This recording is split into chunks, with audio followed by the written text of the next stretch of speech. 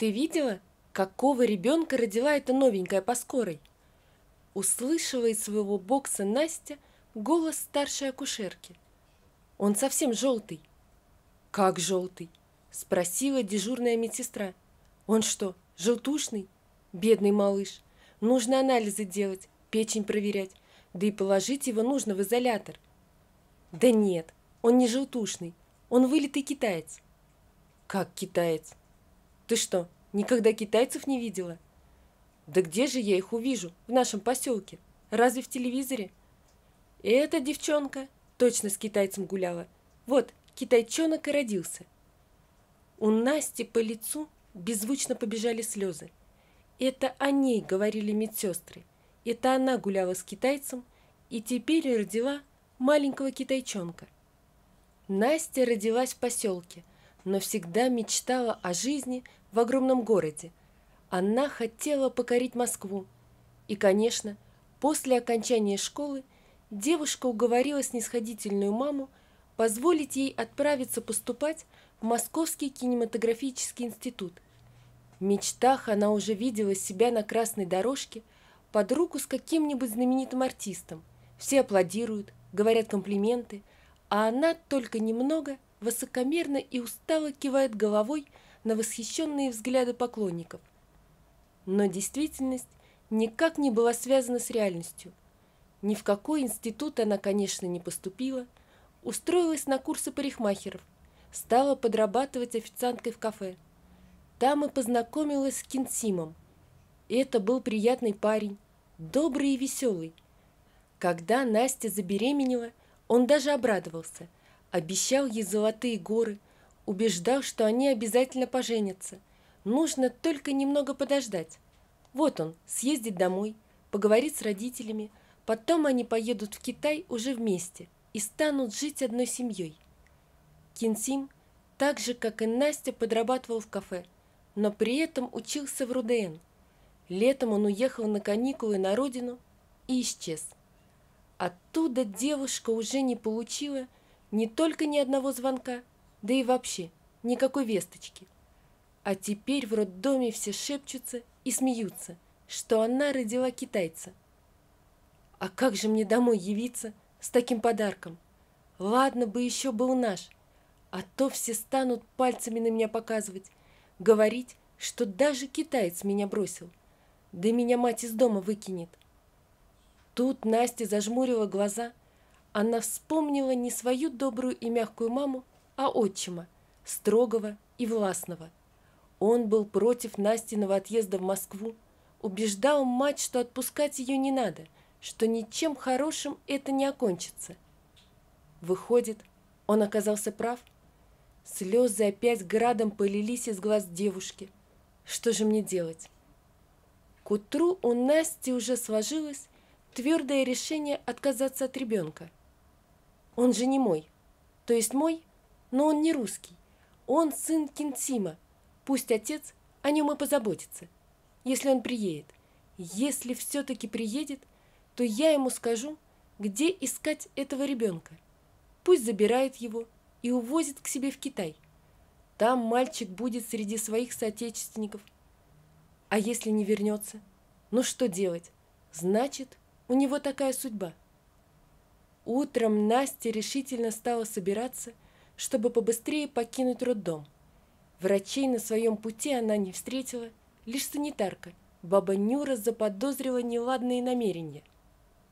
«Ну и что он не такой?» – рассуждала баба Нюра, старенькая санитарка, всю свою жизнь проработавшая в этом роддоме. «Знаешь, какие они работящие, да усердные. Ты же потом жалеть будешь. Я столько таких девок повидала. Сначала они откажутся, мужик бросил или еще что, а потом начинают ходить, просить, в ноги бросаются. Куда же моего дитя дели? Скажите ради Христа, а ребеночка-то кто-нибудь уже усыновил к тому времени? Он и знать не знает, что его мамаша-кукушка когда-то бросила. Я не буду потом его искать. Я не хочу иметь с ним ничего общего. Мне он не нужен». Настя и слышать ничего не хотела, просто спешно убежала, чтобы ее больше никто не искал и не уговаривал. Минута, и Насти уже не было. Кто она и откуда, все было неправда. Настин малыш был спокойный, крупный ребенок. Он часами лежал молча, словно понимал, что не нужен даже родной матери, и готовился стоически переносить все невзгоды судьбы. Врачи сами придумали ему имя и фамилию, чтобы зарегистрировать.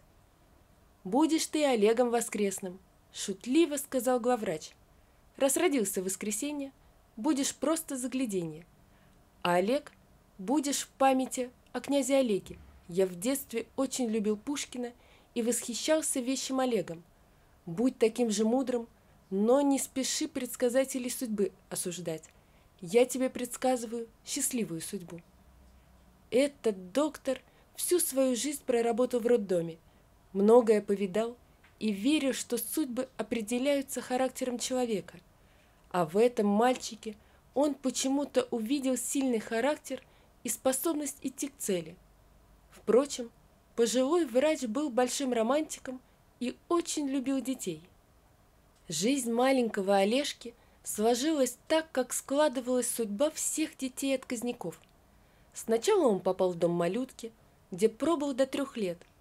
Туда часто приходили мужчины и женщины в надежде получить ребенка и создать свой семейный мир. Но на Олега никто не обращал внимания. Он сначала не понимал, почему. Он так же, как и другие дети, бежал к забору на прогулке, чтобы увидеть проходящих женщин и понять, а может быть, это его мама идет. Она просто где-то потерялась, а теперь нашлась и его ищет. Но женщины проходили мимо, некоторые отворачивались, чтобы не видеть ищущих и страдающих детских глаз. Некоторые ускоряли шаги, некоторые останавливались и пытались разговаривать с детьми, но воспитательницы и нянечки сразу же это пресекали. Некоторых детей действительно забирали в семьи. Олег, так же, как и другие дети, сильно завидовал этим ребятам. Он тоже ждал, что его когда-нибудь заберут, что ласковые женские руки или сильные мужские прижмут его к груди, и родной голос скажет: «Как же долго мы тебя искали, сынок, пошли домой». И он пойдет домой со своими родителями.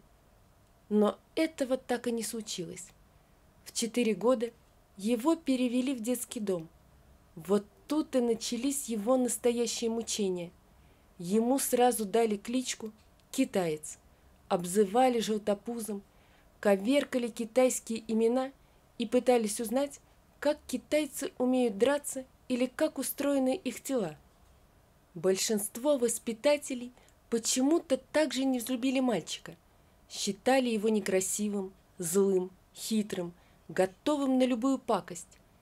Теперь Олег понял, почему приходящие в детдом мужчины и женщины никогда не обращали на него внимания. Все эти люди хотели взять ребенка, хоть немного похожего на самих себя, а китайцы никогда сюда не приходили, им тут некого было искать. Друзей здесь мальчик так и не завел, хотя очень мечтал о друге. Ему так хотелось иметь родную душу, друга, которому все можно рассказать, открыть душу, поделиться бедой. Мальчик был серьезный и рассудительный, поэтому старался держаться в стороне, особо не мозолил глаза ни воспитателям, ни шефам, которые так часто посещали их детский дом. Он много читал, увлекался химией и информатикой, мечтал стать программистом.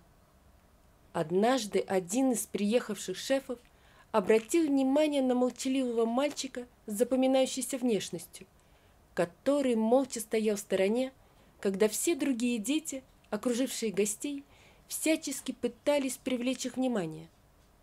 Мужчина подошел к мальчику и представился. «Меня зовут Олег Витальевич, а тебя?» «Меня Олег Воскресный». «Ого, мы с тобой тезки».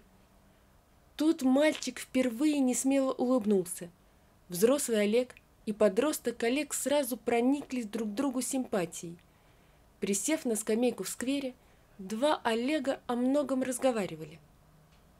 «Слушай, Олежка, Неужели у тебя действительно нет ни одного друга и вообще ни одного близкого человека? Решившись на откровенность, спросил Олег Витальевич. Жить в одиночестве страшно, я это хорошо знаю. Я также вырос в этом детском доме. У меня родители погибли, когда мне было 8 лет. У меня нет никого, кроме одной воспитательницы. Она уже старенькая, ей скоро на пенсию, но она еще работает. Ее все называют Баба Варя, а мне она разрешает себя называть, когда никто не слышит, мамой. Я ее очень люблю. Она никогда меня не обзывала. Я ей не казался некрасивым, злым, мстительным. Как только я попал сюда, надо мной стали все смеяться и дразнить. А она всегда подойдет к кровати, по голове погладит, одеялом укутает и иногда даже колыбельную песню споет. Да, дружок, если есть хоть одна близкая душа, которая тебя любит, то ты уже не один. Ну а я предлагаю тебе стать моим другом. Я буду приходить к тебе или звонить, если вдруг прийти не смогу. А кем ты хочешь стать? Я хочу стать или инженером-химиком, или программистом, а может быть и тем, и другим. Сейчас мир стоит на пороге новых сенсационных открытий. Я много читал на эту тему и даже думал о собственных бизнес-планах. Ты молодец, мне нравится твоя целеустремленность. Тоже когда-то был таким, но мне некому было помочь. Поэтому я пробивался самостоятельно. Мне было очень трудно. Я вижу в тебе себя молодого, и я помогу тебе. Надеюсь, ты не обманешь мои ожидания. Спустя много лет Олег Воскресный вернулся в родной город. Он провел 10 последних лет за границей в Китае, где он сначала доучивался, а потом остался работать на одну весьма солидную фирму. Теперь бы никто в этом уверенном, солидном человеке не узнал того растерянного мальчика с печальными глазами. С Олегом Витальевичем он был на связи, и тот гордился его успехами. Первый визит Олега был в детский дом, где он провел много лет. Его не сразу узнали, но потом расспросам и радости не было конца. Все восхищались стремительной карьерой молодого человека, его способностями, его успехом. Олег приветливо разговаривал со всеми, согласился встретиться и с воспитанниками детского дома, рассказал о своей судьбе, но глазами постоянно кого-то искал. Потом он не выдержал и спросил с каким-то скрытым страхом: «А где же баба Варя? Она, конечно, была уже старенькая, наверное, на пенсии. Дайте мне, пожалуйста, ее адрес. Я очень хочу ее повидать». Заведующая детским домом как-то смущенно ответила: «Да, баба Варя тут уже не работает. Хотя она и не слишком старая. Это тебе, ребенку, она казалась уже пожилой». «Да нет, я ее любил и даже иногда наедине называл мамой.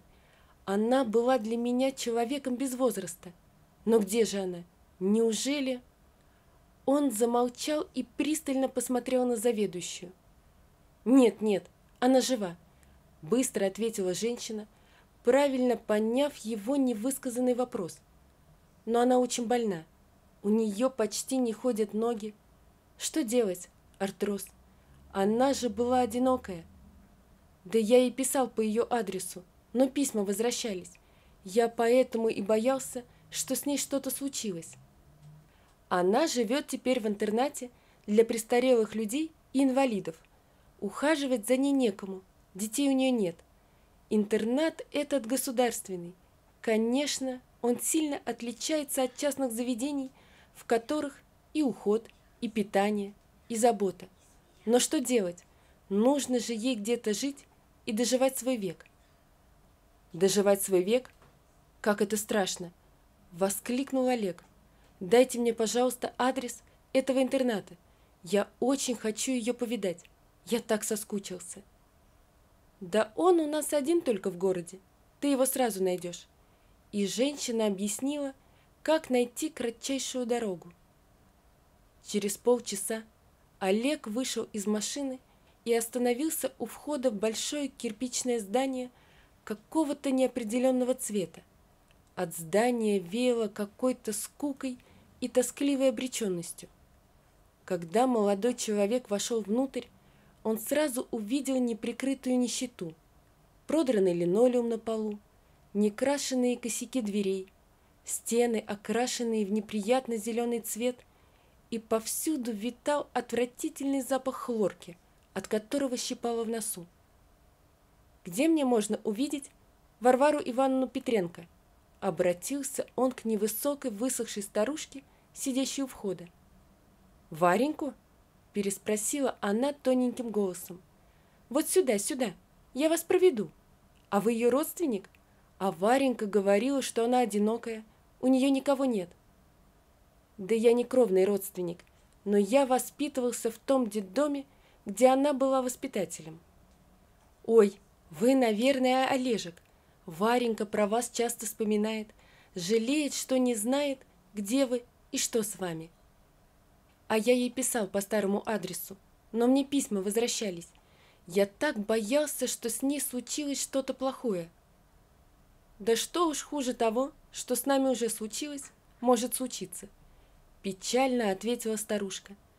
«Мы живем в убогом интернате для престарелых, никому не нужные, доживаем свой век в нищете и страданиях». Олегу даже показалось, что в этот момент на глаза старушки навернулись слезы, и он подумал: как страшно доживать свой век в таком месте. Когда я был в детском доме, я был ребенком, у меня была надежда, а у этих несчастных стариков и этого нет. Тут старушка воскликнула, входя в небольшую палату: «Варенька, посмотри, кого я тебе привела!» И Олег увидел свою бабу Варю в инвалидном кресле, худенькую и бледную, с совершенно седыми волосами, заплетенными в жиденькую косичку. Она немного прищурилась, взглядываясь в посетителя, и вдруг воскликнула: «Олежка, это ты? Это не сон?» И слезы обильно потекли по ее морщинистым щекам. Олег шагнул вперед и обнял плачущую женщину. «Да, это я. Я вернулся сегодня из-за границы и сразу приехал повидать тебя. Я так соскучился». Баба Варя плакала, совсем как маленький ребенок, всхлипывая и вздрагивая всем телом. Олегу сразу вспомнилась его первая ночь в детском доме, хотя казалось, что в 4 года ребенок еще не запоминает ничего. Олег помнил, как ночью лежал на своей холодной кровати под колючим одеялом и горько плакал от обиды за мальчишек, которые его безбожно дразнили, и на воспитателей, которые его как-то сторонились. И в этот момент к его кровати подошла баба Варя. Она погладила по голове, вытерла слезы, укутала одеялом и присела на край кровати. Она говорила что-то утешительное, ласковое, и от ее голоса и интонации становилось легче. Он даже не понял, как уснул. С той ночи и зародилась их дружба. А теперь он был сильный и уверенный, а она маленькая и слабая. Решение быстро возникло у мужчины в голове. «Баб Варя, как ты смотришь на то, чтобы нам жить вместе?» «Олежек, да как же это возможно?» «Я все решу, если ты согласна. Я купил здесь большую квартиру. Она полностью отремонтирована. Я найму тебе сиделку, если тебе нужен уход. Или мы с тобой поедем в Москву. Я покажу тебя врачам, и, возможно, ты сможешь ходить самостоятельно». «Да я могу, Олежек, ходить. Только плохо. Да и ноги болят очень. А лекарства такие дорогие. А врачей-то мы и не видим почти. Говорят, что мы уже отработанный материал. Никому не нужные старики». «Ты мне нужна», — твердо сказал Олег. «Я люблю тебя. Моя родная мать побоялась осуждения и бросила меня, сбежала. И, наверное, никогда не вспоминала обо мне. А ты меня любила». Они долго говорили и не могли наговориться. А все это время мимо чуть приоткрытой двери проходили серые тени, которые с надеждой заглядывали в палату, где звучал смех и радостные голоса. Такие моменты были слишком редкими для обитателей этого дома. Наконец Олег встал и сказал: «Я пойду поговорю с заведующей, узнаю, как можно тебя отсюда забрать, и вернусь». Баба Варя с тревогой и волнением посмотрела на юношу и тихо спросила: «Ты же не уйдешь, не попрощавшись, Олежек?» У Олега сжалось сердце от боли и жалости. «Да что ты, мамочка, я вернусь за тобой». Через несколько дней Олег забирал свою названную мать домой. Он осторожно вывел ее из серого дома и усадил в свою машину. В этот момент он нечаянно поднял глаза и застыл от удивления. В каждом почти окне он увидел старческие лица, которые со слезами и надеждой смотрели на счастливицу, получившую семью и любовь.